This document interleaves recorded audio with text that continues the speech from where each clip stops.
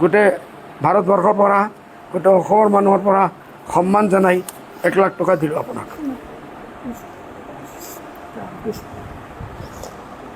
আমি আহোঁ বহুত দূৰে যাম না ডায়েবেটিছ বহুত ডায়েবেটিছ। ছাৰ কি ক'ব, দেখা গৈছে হঠাৎ আপোনাৰ আগত আহি এজন মানৱ দৰদী ব্যক্তি মৌলানা বদৰুদ্দিন আজমল আহি উপস্থিত হৈছে, এই মুহূৰ্তত কি জনাব ছাৰ? মইনো কি জানো, জানেই মোৰ ভাষণ চাখন দিয়া সেইবোৰ মই পাহৰোঁ।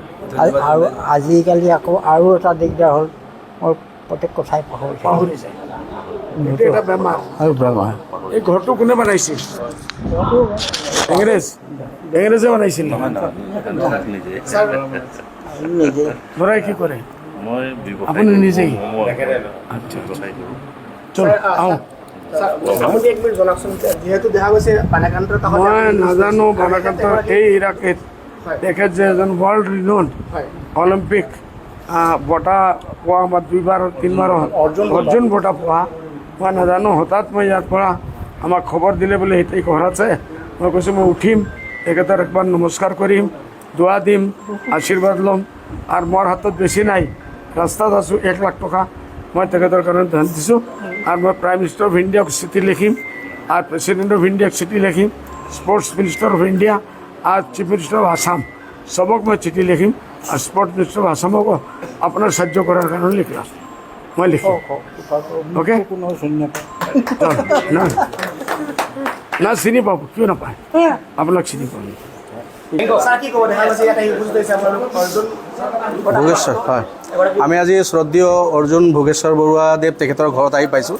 শিৱসাগৰত আছোঁ মৌলানা বদৰুদ্দিন আজমল চাহাবৰ লগত। গোটেই শিৱসাগৰ, যোৰহাট এই অঞ্চলত তেখেতে যোৱা 3 দিনৰ পৰা বানাগ্ৰস্ত মানুহৰ ৰিলিফৰ কাম কৰি আছে। আমি এইফালেদি গৈ আছিলোঁ, ভোগেশ্বৰ বৰুৱাদেৱৰ ঘৰতো পানী উঠিছিলে, এই কথা আমি নিউজত দেখিছিলোঁ। তেখেতে ক'লে যে তেখেতৰ লগত সাক্ষাৎ কৰিব, আহি তেখেতৰ সাক্ষাৎ পালোঁ। আৰু 1966তে বঁটা পোৱা অসমৰ আপোনাৰ এছিয়ান গেমছত, তেতিয়া আমাৰ অসমৰ মানে এই ফিল্ডৰ মহিৰো তেখেত। গতিকে তেখেতক আমিও সাক্ষাৎ পাই আমি নিজকে ধন্য মানিছোঁ।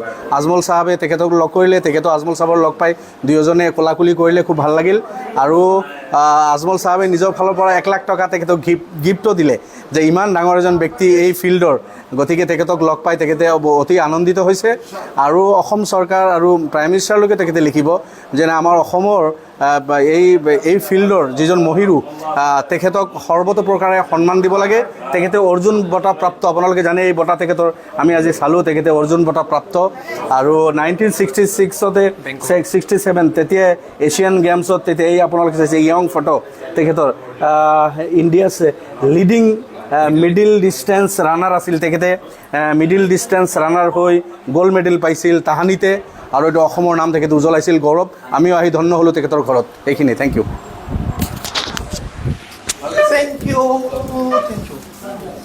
ভাল লাগিলে।